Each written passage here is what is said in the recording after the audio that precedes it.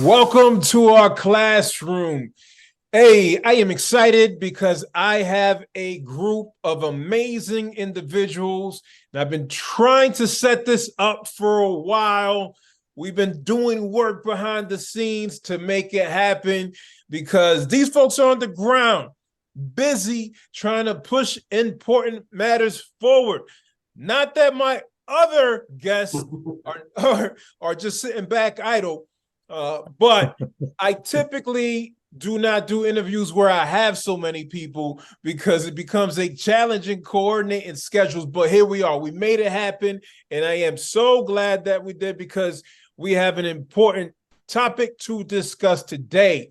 We are going to get into talking about baby bonds, talking about the needs in our community, and of course, talking about inequality and wealth disparity and how it is impacting black and brown folks all over the United States, but also what it is that we can do about it, how it is that folks in different sectors are working to push things forward. And today we have Dr. William Sandy Darity, who spent a lot of time working in this area, trying to solve the wealth inequality in the United States. And so he's going to be sharing.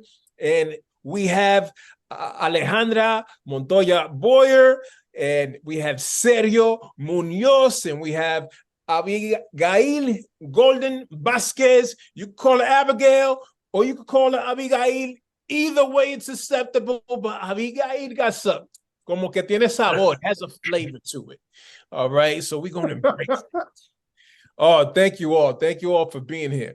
And for our audience, just so you know a little bit more about these folks, all right? These are regular, smegular people. Yeah, these are folks who are doing big things. Dr. Darity is the Samuel Du Bois Cook Professor of Public Policy, African and African-American Studies and Economics, and the director of Samuel Du Bois Cook Center on Social Equity at Duke University. He has served as the chair of the Department of African and African-American Studies and was the founding director of the Research Network on Racial and Ethnic Inequality at Duke. Sergio C. Munoz, who has joined me before, so you've heard his voice. All right, he's back again. My friend, the Mexican banker, who is in LA, has written 11 books, 550 essays published throughout the Americas, and has produced radio broadcast shows and is doing amazing things in the banking world. Sergio is currently in production on an original series on Latina prosperity. And so thank you for being here once again. Abigail Golden VaZquez, Senior Fellow Strategy, and prior to joining Prosperity Now, where she's at, served as Vice President, and Executive Director of Latinos and Society Program at the Aspen Institute, where Abigail conceptualized and stood up on a new policy program to increase awareness of the growing significance of American Latinos to the future of the U.S. as part of the Aspen Institute's overall effort to foster leadership based on enduring values and to provide a nonpartisan venue for addressing critical issues facing Latinos in this nation. And Alejandra Montoya Boyer is the Director of Policy at Prosperity Now, where she oversees the development and implementation of federal, state, and local policy that seeks to improve economic opportunity for BIPOC and low-income families and communities. Welcome, welcome, welcome to all of you. Thanks for being here. Listen, we're going to go ahead and get started because there is so much to learn from you all. And so why don't we go ahead and start with Dr. Darity, just sharing a bit about the pedagogy and history here as it relates to baby bonds.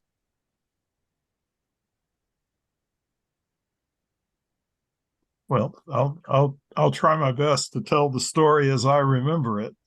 I think circa 2008 or 2009, Derek Hamilton and I were particularly concerned about the evidence that the Obama administration was not going to make any type of commitment to do something that could be identified as being specifically for Black people. And ultimately, I think the only major project that could be described as being specific to Black people that the Obama administration pursued was My Brother's Keeper, which, from my standpoint, is a particularly fraught type of project. But that's another story. But at the beginning of the Obama administration, we reached the conclusion that if anything was going to be done to address racial wealth disparities in the United States, it would have to be done from the standpoint of designing a universal program that might have a disproportionate benefit for Black Americans. And so that's how we came to thinking about this idea that you could provide every newborn child in the United States with a trust account that was calibrated on the basis of their family's net worth or wealth position. And that was the origins of the idea of a baby bonds proposal. It was different from some other types of plans that were already extant that people typically refer to as child savings accounts, because we designed it intentionally to not have parents make contributions or grandparents make contributions into the fund, that this would be a purely publicly provided fund that would be available to every newborn infant in the United States. And in addition, the notion that the amount of the fund would vary with the family's net worth position was a sharp departure from many other types of initiatives to set up some sort of initial asset for newborn infants. We focused on the idea of giving this to infants because we thought that that would preempt the claim that the individuals themselves might be responsible in some way for their disadvantaged economic status. But there's nothing inherent in the proposal that makes it exclusively designed for newborn infants. You could just as well just set up the program so that young adults could receive it, particularly young adults that have newly formed families. There's any number of options.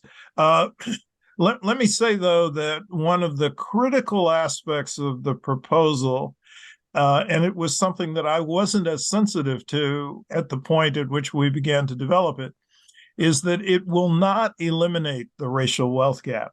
Okay?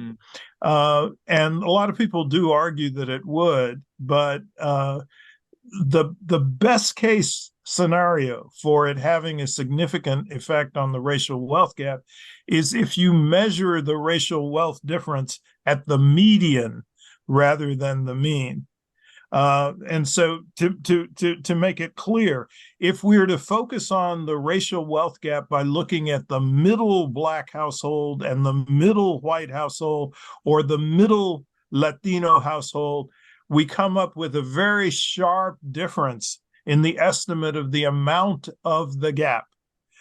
So let's take the Black-white comparisons for simplicity. If you look at the median Black and white household, the difference in net worth estimated on the basis of the Survey of Consumer Finances from the Federal Reserve would be about $164,000 per household. But if you look at the mean differential, what we traditionally think about intuitively as the average, the mean differential would be $840,900. So I did some estimates of trying to determine what the impact of a baby bonds proposal might be, depending upon which measure you use. And you have to keep in mind, of course, if baby bonds are distributed to newborn infants and they only receive access to those funds once they reach young adulthood, you really do have to talk about some period of 30 to 40 years beyond the inception of the program to see its full effects. And so if you're thinking about that period 30 to 40 years down the road, estimate that if you look at the median gap between Black and white wealth, you could reduce it by as much as 74%. However, if you look at the mean gap, you reduce it by some figure that's closer to 20 to 25%. So there's a substantial difference in the impact. And now, one final initial comment, because I don't want to monopolize the conversation, but there is a reason for using the mean measure as the disparity measure for wealth between social groups that is a superior measure to using the median.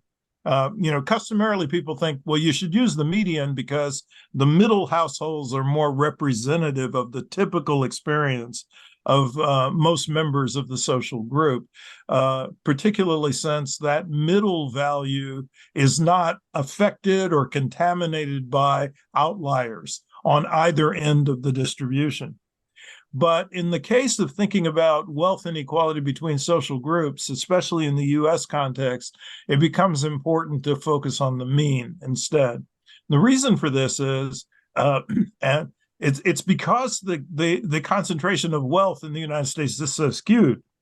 97% of the wealth that is held by households in the United States is held by those that have a net worth above the middle, above the median. Okay, so it's only 3% of the nation's wealth that is held by households at the 50th percentile or below. So if you were to try to look at black-white differences and focus on the median, you would end up ignoring vast amount of the wealth that's relevant to the comparison or the relative position. And let me conclude by saying that this huge concentration of wealth at the upper end of the distribution is not exclusively due to the fact that there's a handful of white billionaires. Indeed, there is a handful of white billionaires, but that's not the reason. 25% of white households have a net worth above $1 million. And this is true for only 4% of Black households. So I would argue that you really do have to pay attention to the mean gap. And unfortunately, if you focus on the mean gap, baby bonds is not as efficacious, but it is a wonderful proposal for mitigating the extremes of wealth inequality in the United States. And that's why I'm a fervent advocate of the project. Oh, thanks for sharing. That context matters. That's data that probably the average person doesn't know. When you mention that 97% of wealth is held by households above the median, along with a lot of the other data points that you mentioned. And you were saying earlier, you mentioned that parents would not invest in this because it would be a public fund, which then got me thinking, like, Sergio, I'm interested to hear your perspective as a banker, given that folks wouldn't be investing this. It's a public fund. How does that sound to you? And how is this sustainable? How can we transfer this? Oh boy, that's a tough question for me to answer, Roberto. I was coming at this from a drastically different perspective. Let's hear it. So forgive me if I twist a little bit right here. With Dr. Darity's work, this is going on past a decade, right, Sandy? Yeah. We're at a point now where it's gaining traction. It's gained traction in DC and California and Connecticut and Massachusetts. They talk about this a lot.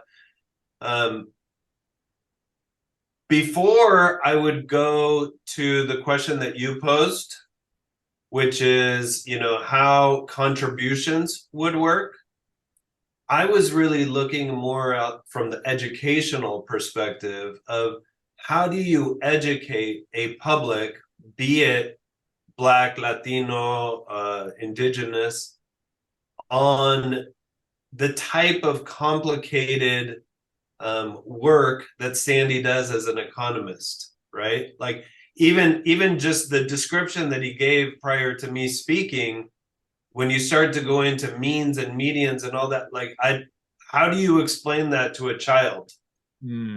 that's not prepared for that type of economist language?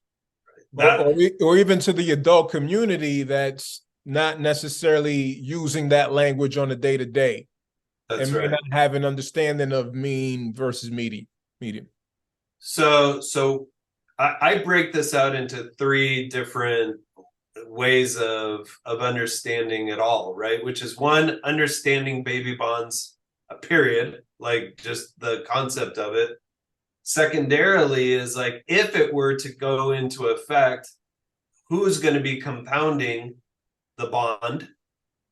And then the third, which is arguably probably the most complicated, which is spending the fund, right? Like one of the wealth building activities that they mention is business, and that like we could get into a whole discussion on venture capital and how complicated it is to start and maintain a business.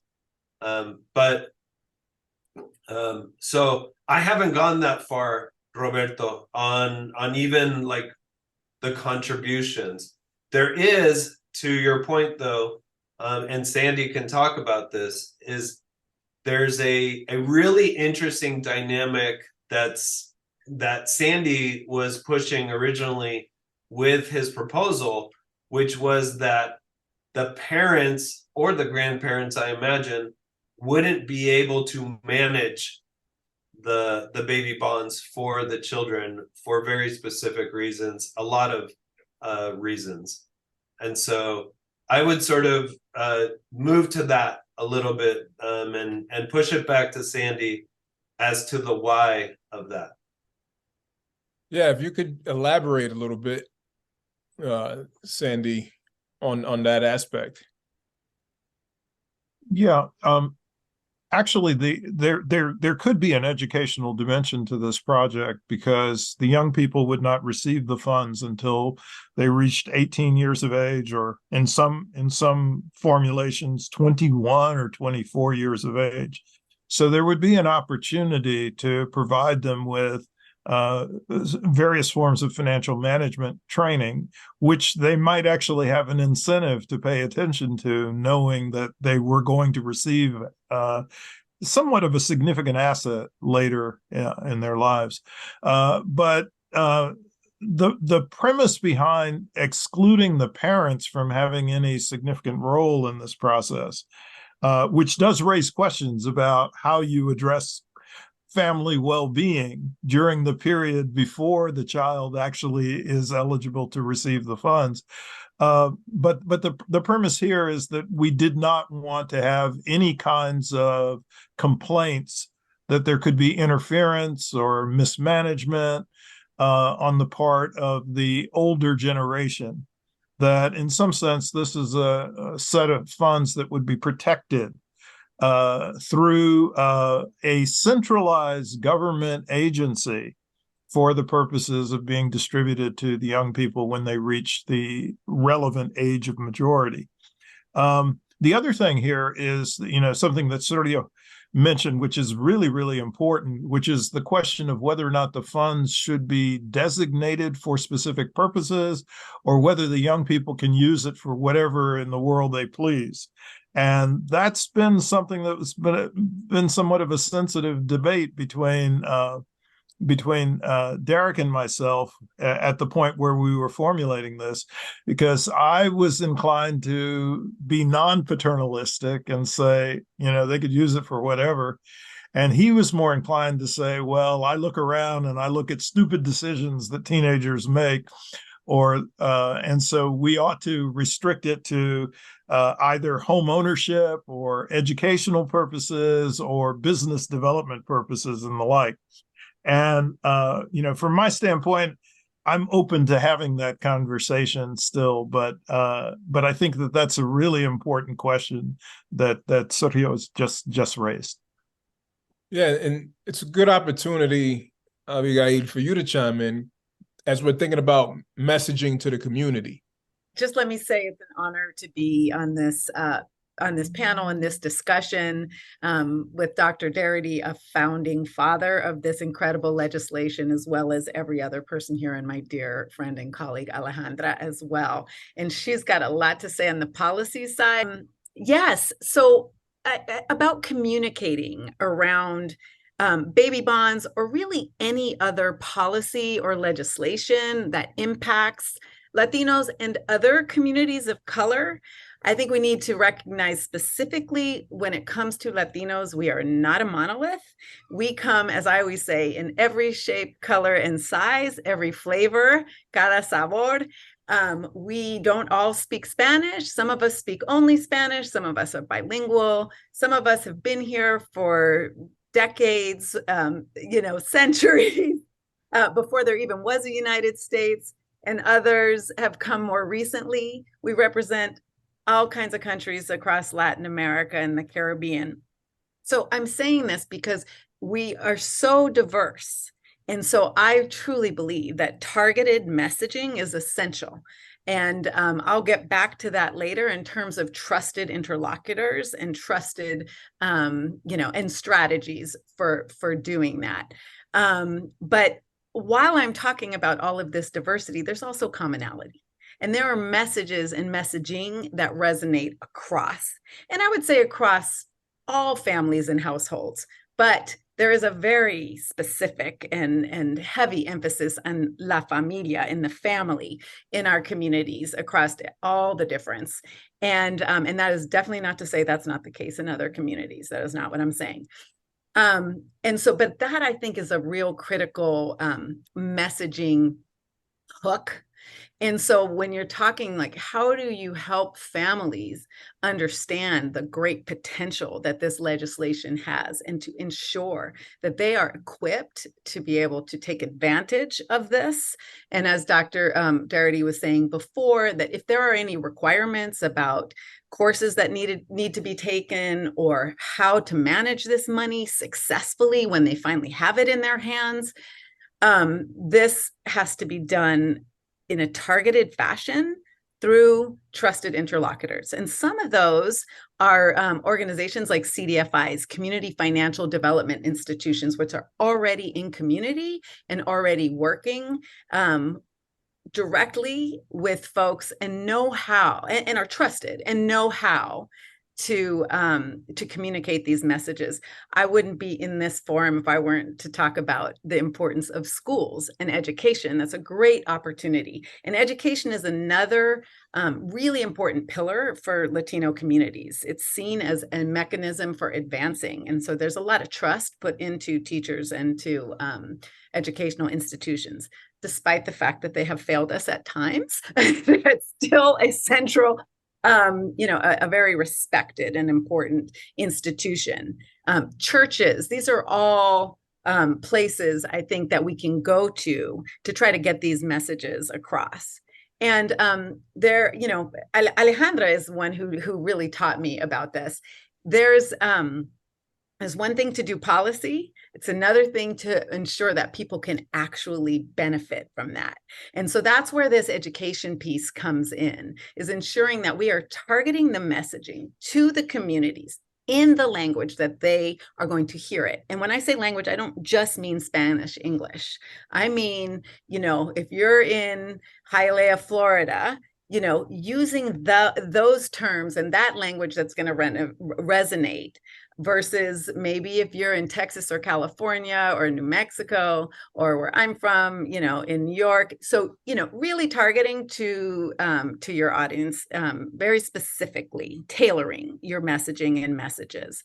So I'll leave it at that, and then I'll let Ale expand. What should the average person that doesn't know much about this be paying attention to?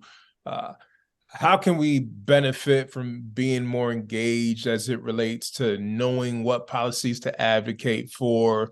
What are you doing at Prosperity Now? Or what is Prosperity Now doing as an organization to help move things forward?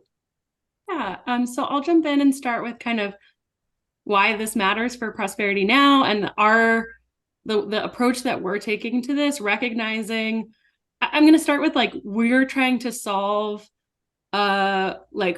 racial, economic injustice system and wealth inequality that has existed for nearing 500 years. These are things that we're like undoing. And so solving through policy, there's no silver bullet. There's no like one policy or even a handful of policies that are going to fix all of this. And to Dr. Darity's point, baby bonds is a fantastic proposal, but it is one of many things that we need to be able to completely like resolve and solve these structural challenges. So as excited as I am about the work that I do, the proposals that we move forward and turn into policy, these are things that will take decades for us.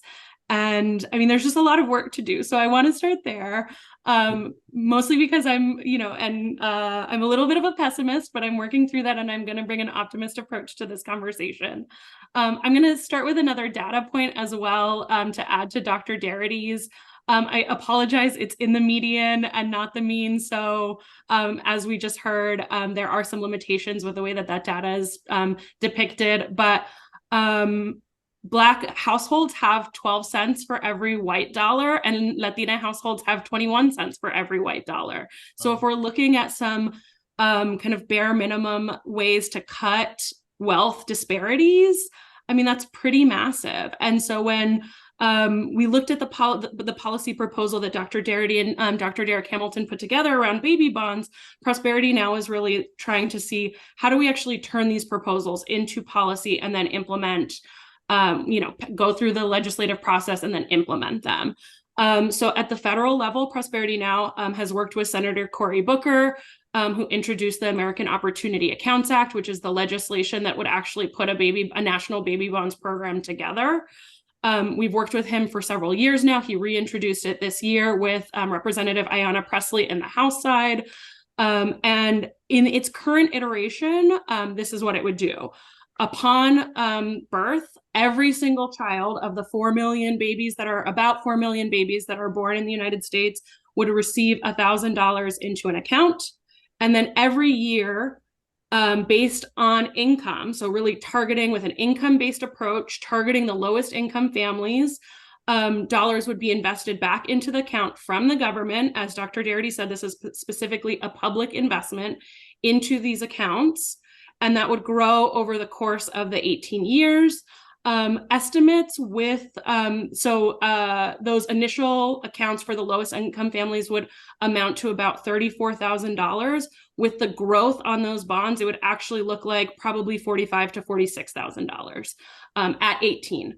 So if we're looking at the affordability crisis on post-secondary education, housing, starting a business, we know that $45,000 is not going to solve the problem.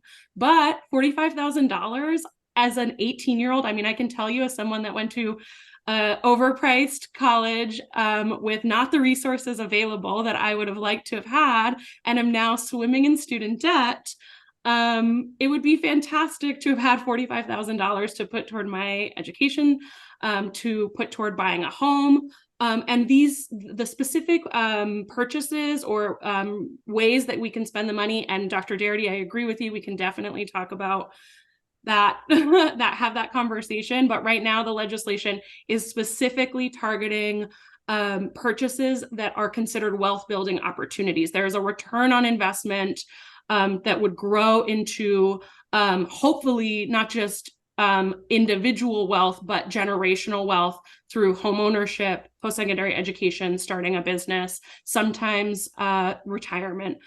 So that's the federal program. We've heard talk about the state programs that have already come up. Most notably, Connecticut was the first state to pass a state program. It functions very similarly to the federal program, though I will put the caveat that it is a much smaller amount of money, just given the fact that the state of Connecticut has nowhere near the resources that the entire United States have. And kids born in July this year are the first round of kids that are going to be able to access this funds. And the estimation is that on turning 18, they'll have around $12,000 to $15,000 to put toward those same wealth building opportunities. These are policies that I want to, like I said, they are attempting to really shift the way that we are starting out letting the next generation start out on a more even playing field. It is not going to be able to solve full wealth inequalities, or as we said, close the racial wealth gap, but it's trying to even that playing field so that kids, young adults starting in college, are entering that stage of their life on a more similar playing field to white kids. And so recognizing that these are public investments, back to the question for Sergio, part of our perspective from Prosperity Now, why we don't want parents and grandparents investing is not just because of, you know, some of the financial issues, but also recognizing we're trying to close gaps. If there are families that have more money to be able to put into that account, it could actually exacerbate gaps, knowing that the lowest income families don't have added savings or added resources to be able to target toward savings. So from our perspective, the goal really is to iterate and innovate on these policies, knowing that baby bonds is a fantastic program if implemented, but how can we connect the dots between baby bonds, a future investment, toward what do families need right now? What can we do with guaranteed income, with expanded child tax credits, with housing needs, like knowing that there's a full body of policies and programs that families will rely on to truly be able to make a meaningful dent in a wildly uneven playing field right now. And so for us, that's really what we're coming and approaching baby bonds with. Yeah, I think that's critical. I mean, to think about the possibility of an 18-year-old receiving thousands of dollars, and I know you mentioned Connecticut. Fine, it's not 45,000, but to receive 5, 10, maybe 15,000 upon turning 18, to invest in your education, to maybe use as a down payment for a home. I mean, with the housing crisis, like that even sounds like small money with everything that's going on now, right? But then again, when you think about all of the programs that are available, things that could help folks get a leg up, first-time home buyer program, things of the sort. And a lot of this, we mentioned this earlier, as it relates to messaging in the community, a lot of this does come down to awareness, right? A lot of this does come down to educating and advocating, right? And again, that's where I come in as someone in the K through 12 realm. And so, Sergio, I'd love to give you an opportunity to build on some of what was stated here, as I know this is something that you're passionate about and that we've been talking about. Just, bring us further into your lens as a banker and how this resonates with you. So I've been entrenched over the last 13 years in government-funded programs that go out to homeowners. And so the funds are originating at the U.S. Treasury. And so I have been at the street level watching how these programs work.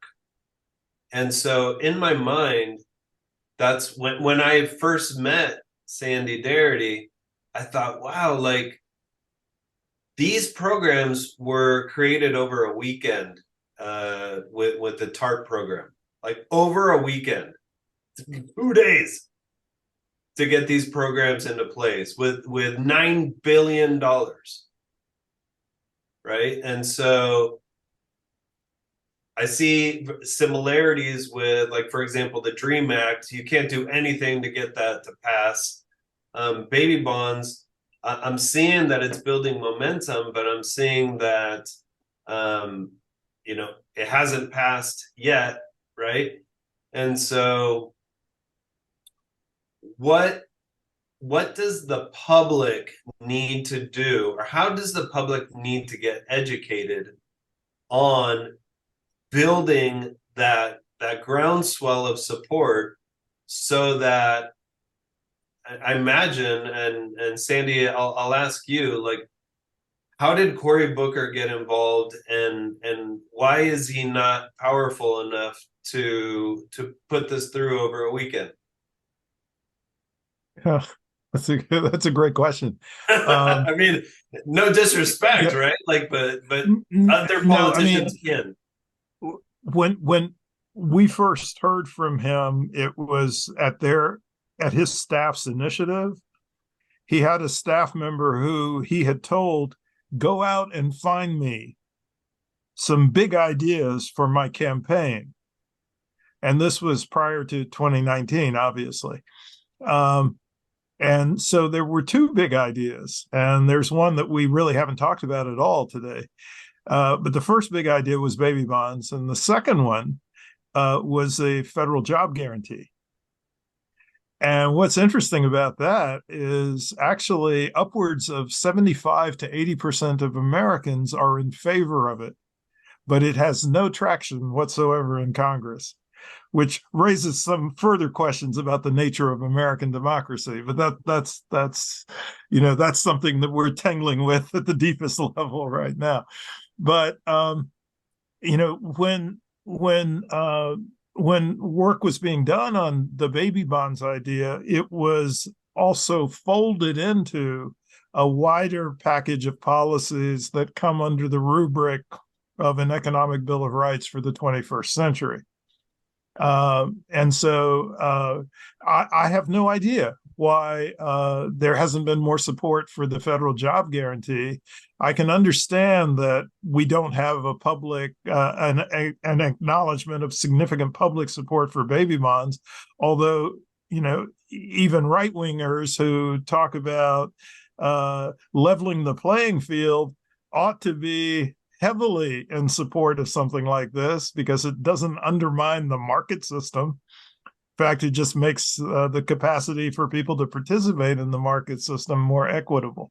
So that's a great question. I mean, I don't have a good answer to the political failings here. Let's push it to Alejandra. Yeah, can I jump in? I said I was going to bring an optimistic approach, and so that's what I'm going to try to offer, although the sentiments of like our potentially failing American democracy, maybe that's another podcast. And I'm happy to talk about that anytime. You're welcome to come back. But I will say, it didn't happen in a weekend, and it's not happening next weekend, I can tell you that. But momentum has shifted. This is a policy, baby bonds is a policy that went from kind of obscurity with a handful of brilliant economists coming up with a proposal that the American public did not really know about. And even still is underknown for sure. And there's a mobilizing and public awareness campaign work that we are working on with a number of partners that is critical for its success. But I will say that the fact that we're seeing state legislatures pick this up, the fact that there's actual conversations, when Senator Booker first introduced the American Opportunity Accounts Act, I think he and a handful of senators, there was like 2 or 3 senators that were co-sponsors. There was not a House counterpart. Since then, since he ran for president and it became a much more widely known policy, Chuck Schumer has now co-sponsored. The co-sponsorships in the Senate are almost all of the Democrats, to be quite honest. The House counterpart now has a number of co-sponsors. We've seen Connecticut and Washington, D.C. pass legislation. California has something similar that's specifically targeting kids who lost parents to COVID. We've seen legislation in Washington, Massachusetts, Nevada. Louisiana has done a study of it. Iowa has brought this up. There's talks in New Mexico. And so I absolutely recognize that there is more that the federal government could and should be doing. But in the span of about 10 years, we've taken a policy that is almost specifically race targeted, which in this political climate is a nightmare, to be quite blunt, to become something that is growing momentum, that people are really interested in learning about and supporting. And when we go to the Hill, we're now talking about it, and state legislatures, we're now talking about it as something that is maybe not viable this year, but is becoming viable in a near future in a way that I think is very surprising and a deep shift in its place in the policy space. Yeah, I was just going to say that one of the things that's important to keep in mind is that most of the state level policies have some sort of means test attached to them. Whereas I think the conversation about the federal policy is it's indeed universal. Now, when Derek and I first introduced this idea, we said, well, the amount should be calibrated on the basis of the net worth position of the child's family. In the Cory Booker proposal, the amounts are calibrated. Well, it's a little trickier. There's a lump sum that's given to every child. And then on an annual basis, additions are made to that lump sum by the government that's based upon the income of the family, not the net worth. And I think that this is a clever idea because it prevents families from gaming the system. But on the other hand, we would rather that it would be the family's annual wealth position rather than its income position that's being used for the calibration. But I think that the Booker staff thought that was data that was too hard to get, whereas you could rely directly on people's income tax information. Right. That gets a little tricky for the people who don't have to pay any income taxes, who are probably the folks we're most concerned about. But income was easier to get a handle on than wealth with the existing data that we have on individuals in the United States. So much nuance here. Just thinking about everything that y'all are sharing. And so Roberto, I would like to bring this to the more personal level, if you didn't mind. Is with you have 3 children, correct? Yes. Okay. I'm looking at this from the perspective of a 6-year-old, and I'm in the fortunate position that I'm privileged. And so I actually did this for my 6-year-old. Like, my 6-year-old has a 6-figure drip fund that is compounding. He does not know that he has a 6-figure drip fund that is compounding, right? And there is no language available to me as his father to explain it to him, right? At 6. How do you feel? What are the ages of your children? 8, 5, and 2. Okay. So the 8-year-old, do you feel that you can explain economics in any way to that 8-year-old? I don't think I can explain the drip fund, but we talk about the importance of investing, the importance of saving, the importance of compound interest. I think there's probably more work that I could do to make it kid friendly. And I'm still trying to understand that, right? Because if I'm being completely honest, like it's also taken me a while to understand not just a lot of the language, but how this works. Let's go to Abigail and talk about messaging in terms of compound interest in elementary school. Why are you doing this to me? Like, what kind of question is that? No, it's cool. It's cool because I'm actually obsessed with this issue. Not necessarily compound interest, but I'm very obsessed with the creation of wealth and how people who don't have it can get it. And I am going to tell you why.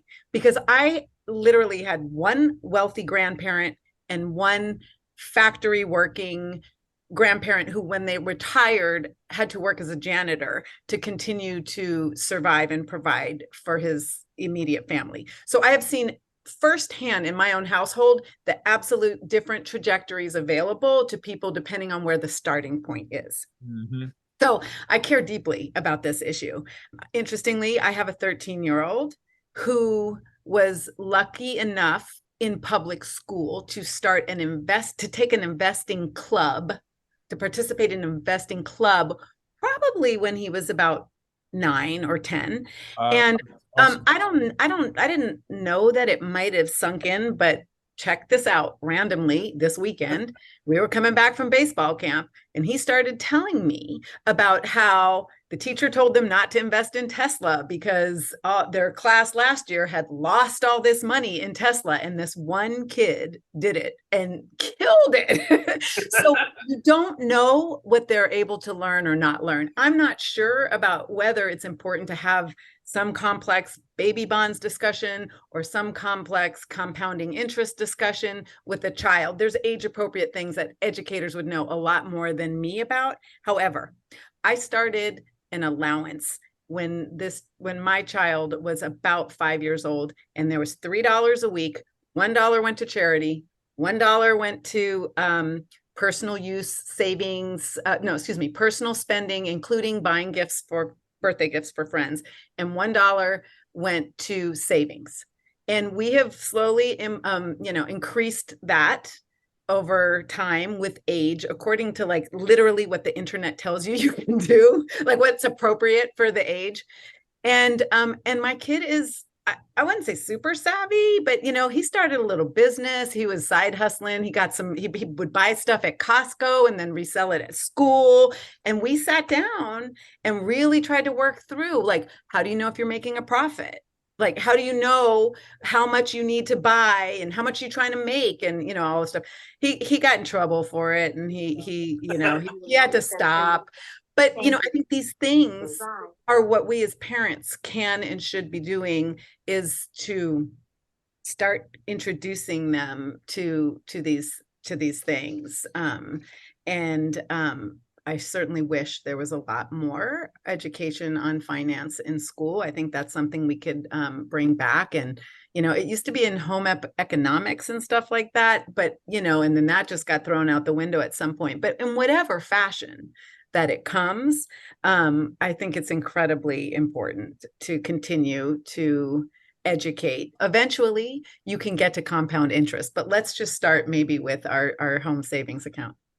Yeah, well, I'll throw one little quick thing. Prosperity Now has been using a monopoly metaphor. We have some like TikToks out there that I'm happy to send, because yes, we're on TikTok and we're trying to get it out to the masses. The monopoly metaphor works to some degree with kids, but also with adults. Does Monopoly still exist? Yeah, except there's like a million new versions, and there's like one forever. I'm sure there's going to be like a Barbie movie version, and Monopoly has a monopoly on the board game, Sandy. Yes. I can't see my 6-year-old actually busting out a Monopoly thing and with a Switch next to him or a tablet next to him. Oh, I'm sure. I can't see it happening right now, but I'd love to see it happen. Yeah, I'm sure there's versions. And while I'm not a parent, I do have 2 sobrinos that are 8 and 10, and they keep me very aware of what's on the forefront of toys and board games. I swear my niece is going to be a politician, a president, like maybe the first Latina president. Who knows? But I think they fully do understand, like they can describe what I do better than I describe it sometimes, because I think they're fully aware of like, we've worked really hard to describe what, the challenges of the world, and just be really blunt and upfront with them about racism and sexism and wealth inequality. And that part of the way that we're able to fix this and fix it is through, we have a government that is meant to be responsible for responding to these challenges and crises. And right now, how effective that is, again, probably for another conversation, but that it's meant to be driven by the people. And they as kids are a part of that group. And so making their voice heard by, they've written letters to the president, they've written letters to their members of Congress. My niece has published an op-ed on providing resources for low-income families in the Albuquerque Journal. I'm from New Mexico. So I also think they have a particularly involved family. I'm not the only person involved in politics and policy. So they're in an environment and ecosystem where that's being absorbed, and they have that privilege.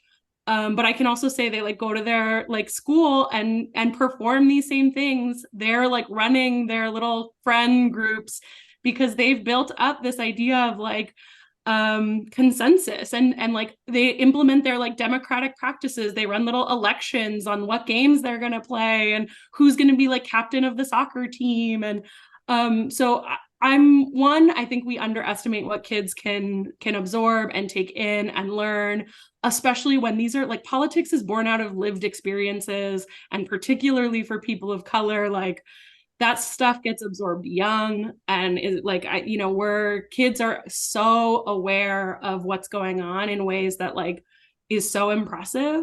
And so if we can just foster that even just a little bit and like flame those fires, or whatever the metaphor is, I really think that it's something that like getting like future advocates, and we're seeing that. I think like this gen, or like newer generations, Gen Z and whoever, like TikTok and Twitter, although maybe not Twitter so much anymore, is like so full of examples of advocacy and people fighting for and calling out bad policy, good policy, being translators for their communities and other communities, both in like, how do I describe this in a way people will understand, but also how do I turn this into, Spanish language, all the things. I think it's happening naturally because we're also as a response to trauma and crises, which is pretty terrible, but also hopefully they're going to make it all better and fix it for us.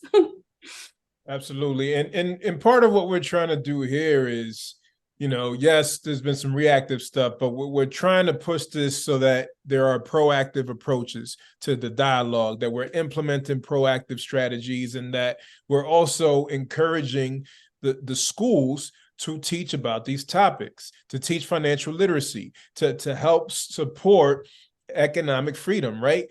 Through advocacy, but also through understanding the policies that are out there that could help change the trajectories of families. And so as we wrap up here, because we only have a few minutes left, I'd like to just go around the room real quick and ask each of you, starting with Sergio, to share, as it relates to this topic of wealth inequality, what's a message of encouragement that you have for the people? And Alejandra, you're going to love this because I know you're working on not being a pessimist. I'm in the same loop of defeatism that Alejandra's in. So I sympathize and empathize.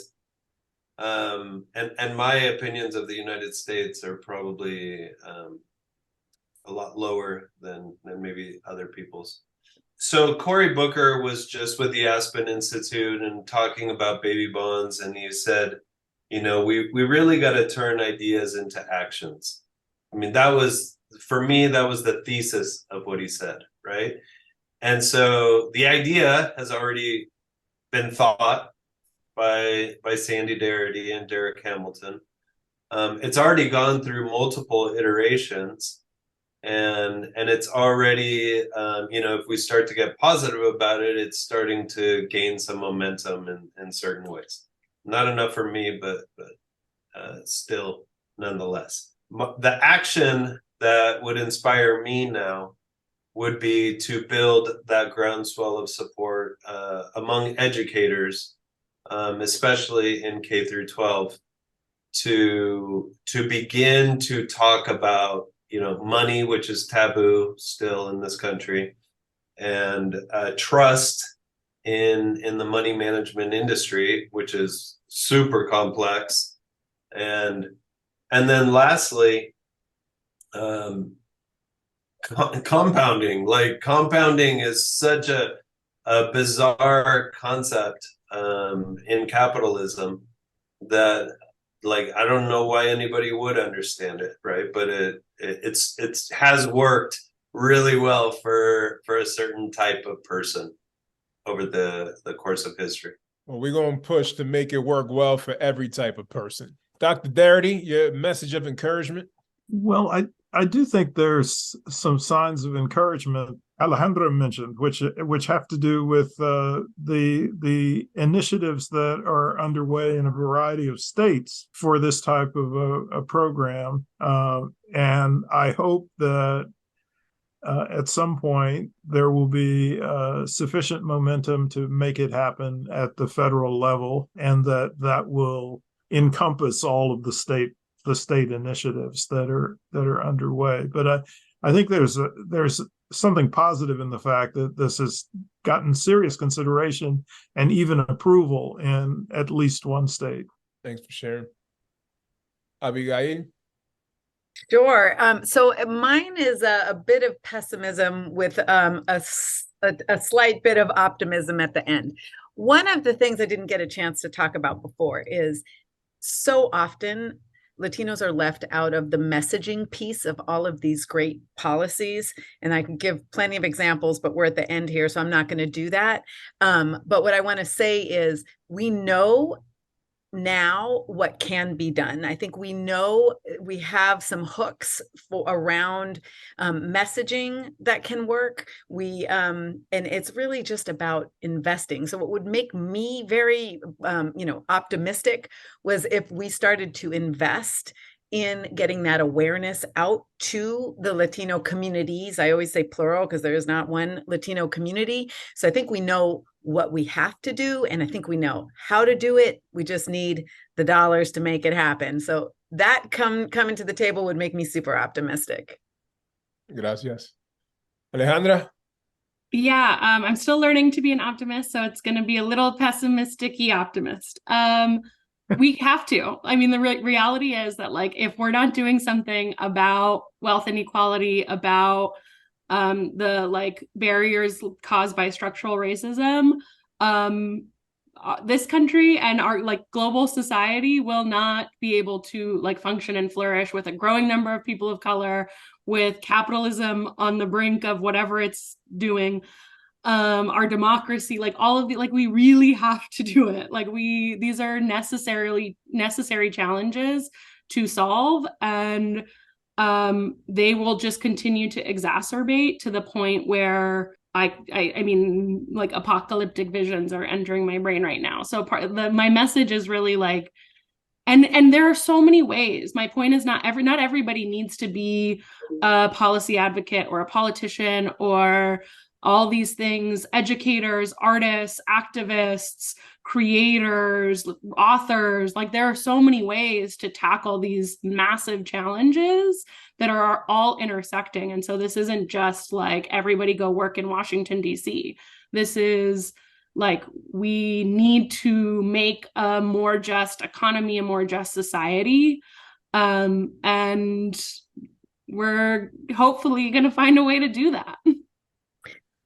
If I could just add one more little optimistic note too to end on is, I'm old enough now to have seen some huge changes in the last couple of years, just even on awareness of wealth inequality, of tracking of inequities, and a new lexicon and a language to talk about it that is widely understood and accepted, not by everyone, of course, but I think we are in a very different place than we were 15, 20 years ago, of just understanding the causes of structural racism and systems of oppression and inequality, and on a mass level that certainly wasn't around when I was coming up. Thanks. And one more addendum.